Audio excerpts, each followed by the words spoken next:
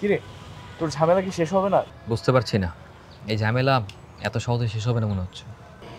হে নাইম ভাইয়া, কি অবস্থা আপনার? কেমন আছেন? আরে মোহনা, কি অবস্থা? এই তো ভালো আছি, তোমার কি খবর? এই তো আলহামদুলিল্লাহ। তো কোথায় যাচ্ছিলে? আমি তো এদিকে ক্লাবের দিকেই যাচ্ছিলাম। আচ্ছা আচ্ছা আচ্ছা। আচ্ছা ভাইয়া, আখি অনেকদিন ধরে ক্লাবে আসছে না, ও কি অসুস্থ নাকি? না না না, অসুস্থ কোনো কিছুই না, সুস্থই আছে। সামনে তো তোমাদের সিলেকশন, সো সে অপেক্ষাতেই আছে। সিলেক্টেড হলে অবশ্যই খেলবে, আর যদি সিলেক্টেড না হয় তাহলে সে তার পরবর্তী ডিসিশন জানাবে খেলবে কি খেলবে না। ও কি ওর কাগজপত্র ঠিকঠাকভাবে জমা দিয়ে দিয়েছে? হ্যাঁ, জমা দিয়েছি, মানে আমি তো জমা দিয়ে দিয়েছি। ইস, আখির স্বপ্ন পূরণ হতে যাচ্ছে। ওর কত স্বপ্ন ছিল, ও দেশের হয়ে খেলবে, দেশের জন্য ট্রফি আনবে, আর আমি তো শুধুমাত্র আমার বাবার জন্যই খেলছি। সমস্যা নেই, তোমার স্বপ্ন পূরণ হবে, নিজের স্বপ্নের পিছনে দৌড়ো। ঠিক আছে, থ্যাংক ইউ ভাইয়া, আসি তাহলে। আচ্ছা। দোস্ত, কাবাডি একটা খেলা হলো নাকি? আর কি কোনো খেলা ছিল না? এটা কি বললি তুই? কাবাডি কোনো খেলা হলো মানে? এই গর্ধব, তুই কি জানিস কাবাডি আমাদের জাতীয় খেলা? জানবি কিভাবে? সারাদিন তো দেখো হিন্দি সিরিয়াল, বোঝে না সে বোঝে না, বধূ বরণ। আগে নিজের দেশের কৃষ্টি কালচার সংস্কৃতি সম্পর্কে জান, তারপর বলিস। আরে আমি তো জানি, আমি মনে করছিলাম ক্রিকেট হয়তো আমাদের জাতীয় খেলা, কিন্তু ভুলে গেছিলাম আসলে কাবাডি জাতীয় খেলা। বলা যাবে না, কিছু কিছু জিনিস একদম বলা যাবে না, মুখস্থ করে রাখ একদম। আসসালামু আলাইকুম স্যার। হ্যাঁ, ওয়ালাইকুম সালাম। আচ্ছা আকি, তুমি কি ওই কাগজপত্র ঠিকঠাক মতো জমা দিয়েছিলে? হ্যাঁ স্যার, আমি তো সব কিছু ঠিকঠাকই জমা দিয়েছিলাম। কোনো ভুলভ্রান্তি করোনি তো আবার? না তো স্যার, কিছু হয়েছে? আমাদের জন্য গুড নিউজ হলো, তোমার জন্য একটা ব্যাড নিউজ আছে। Bad news? কি হয়েছে স্যার? আমাদের ক্লাব থেকে একমাত্র মোহনা সিলেক্ট হয়েছে। আমাদের সবার প্রত্যাশা ছিল তুমি এই টিমে খেলবে, কিন্তু হয়নি। কি বলছেন স্যার? আমার এতদিনের স্বপ্ন, আমার সাধনা। আকি, মন খারাপ করো না, পরের বছর আবার ট্রাই করো। ঠিক আছে, রাখি আমি।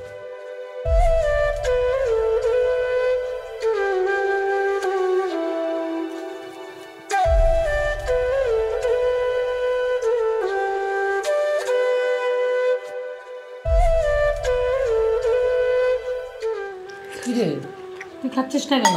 আর বৌমা কই? ওকে ডাক, খাবার ঠান্ডা হয়ে যাচ্ছে। মা, আজকে বাংলাদেশ জাতীয় কাবাডি দলের যারা যারা সিলেকশন হয়েছে তাদের লিস্ট দেওয়া হয়েছে, সেখানে আখির নাম নেই, তাই মন খারাপ, ও খেতে আসেনি। এটা খুব ভালো খবর রে, ভেরি গুড নিউজ। ও সিলেকশন পায় নাই, ওর কপাল ভালো। সিলেকশন পেলে ওর কপাল খারাপ ছিল। হ্যাঁ, এত টেনশন করিস না তো, তুই খেয়ে নে, ওর যখন খিদা লাগবে সে নিজে এসে খেয়ে যাবে। খা। এই, তোমার ছেলেটাও না একটা বেয়াদব। ছেলেটা আমার একার না, বিয়াদব, তোমার কিছু হয় না।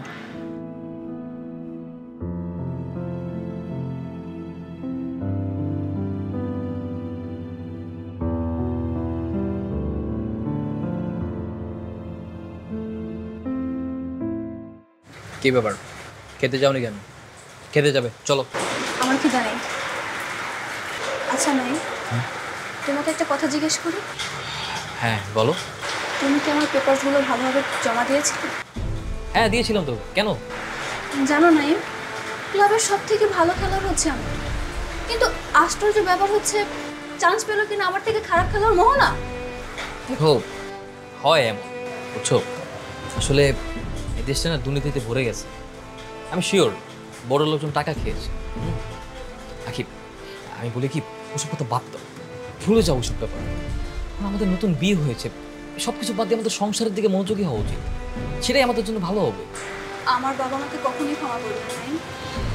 আমার বিয়েতে তো বাবা একদমই খুশি ছিল না। বাবার সন্দেহ ছিল বিয়ে হয়ে গেলে আমি আমার ক্যারিয়ার করতে পারবো না, কিন্তু এখন আমি দেখছি আমার বাবার সন্দেহই ঠিক হলো।